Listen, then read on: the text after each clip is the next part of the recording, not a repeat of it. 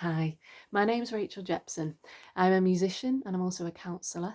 I developed a accredited course in mental health awareness in the music industry, which I provide across the country frequently.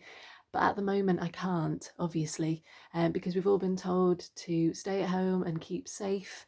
So I thought it'd be a really good idea just to record these short bite-sized sections of what the course is all about. And the course is a full day usually, and obviously there's lots of people there and we have debates and discuss matters.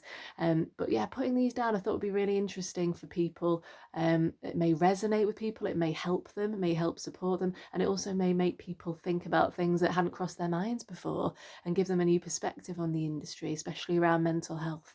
The issue that I wanted to talk about today was money, which I think is really, really significant at the moment, especially with the situation. A lot of people, especially in the creative industries, have lost work. I have a lot of friends and clients who basically have been told that everything they had planned in the forthcoming year at least has been cancelled for the foreseeable future, and they basically have lost a lot. So within that, they've lost money and they've also lost that creative outlet.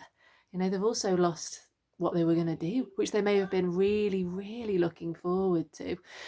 So that's a massive issue. So in itself, just with the virus and everything that's going on, money is a huge, huge issue. But I just wanted to talk about some of the things that I talk about on the course around money, whether or not you have a record label behind you or not. Money is a really big issue. Record labels aren't what they used to be, and a record deal isn't what it used to be. It's still amazing and significant and a powerful thing, but actually, the money behind it isn't actually as significant as people would probably believe when they're just starting out. So a lot of record labels are finding that maybe they don't have the money to inject into artists. Sometimes artists get shelved, and then because they've signed a contract, they can't do their stuff because obviously the record label kind of owns it. So there can be lots of complications within that, which can be really, really difficult to deal with. So it's really important, I think, maybe to sit with somebody and discuss exactly what's going on with money if you can. Um, there is also the fact that if you don't have a record label behind you, and you're touring, funding your own stuff, that can be really difficult as well. Especially if you have a job in the day and then you're putting all that money or most of that money, aside rent and food and perhaps other things, into music. That's a significant wedge of your money. So there are difficulties with that as well. Where do you kind of draw the line with that? What's okay? What's good enough for you in terms of money?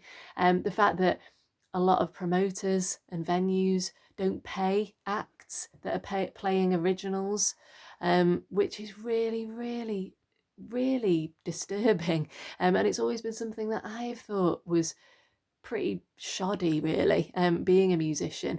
That basically sometimes you pay to play there. If you take away petrol and things like that, there are some venues that ask that you sell a certain amount of tickets before they start to give you money. So all these things need to be looked out for as well. I understand that everybody's trying to make money out of this, especially at the moment things are really difficult. I can't imagine how difficult this must be for promoters and venues, but there maybe needs to be some consideration in the future for the fact that those acts are bringing people in and the venue perhaps is making money out of that. But all of these things can lead to anxiety for everybody. If you're going out in the evenings and you're putting a lot of effort into this and you're not getting paid for it, and people are coming to listen, and it just seems a bit unfair, doesn't it? So there needs to be some discussion around that as well. But yeah, just money generally in the music industry. There seems to be, well, that it's not a misconception. It is, a genuine reality that there isn't a lot of money there. Unless you are in a function band playing covers and things like that, there can be shame around that. Some clients I work with feel that in some way they're selling out by playing songs by other people to make money, that actually they want to be doing their stuff. There is no shame in that. If you're making money out of music, no matter how it is, whether it's your stuff or somebody else's, then you are making it. You are a success and you are making money out of that, and that is really important. Do not dismiss that. That is really significant. If you are able to make money out of music, then that is a massive thing. So it's really important to remember that and be proud of that. You know, it's not selling out to be playing other people's stuff and making money out of it. If you're entertaining people, making them happy, and making yourself happy by playing, by getting on stage every night, by having fun, you know, where's the shame in that? So shame on anyone else who says that to you, to be honest. I think anyone who's saying that doesn't quite get it. So there needs to be some consideration in there. So all this brings me to self-care tips. So if you are struggling financially with money, especially at the moment, obviously there are grants and things being given out in the future for this. I can't comment on what the government are doing around that, but I know that this is happening and this is a good thing. There's also Help Musicians and music support.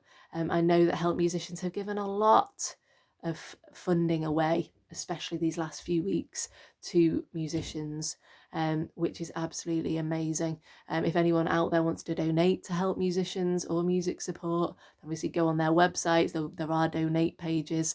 I wrote a book about mental health in the music industry, and all the proceeds go to music charities. So I frequently donate to Help Musicians and music support, both brilliant organisations.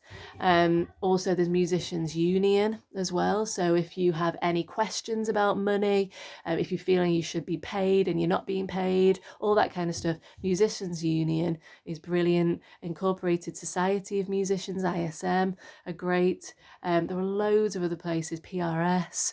So you just need to kind of research some stuff, get some advice from people.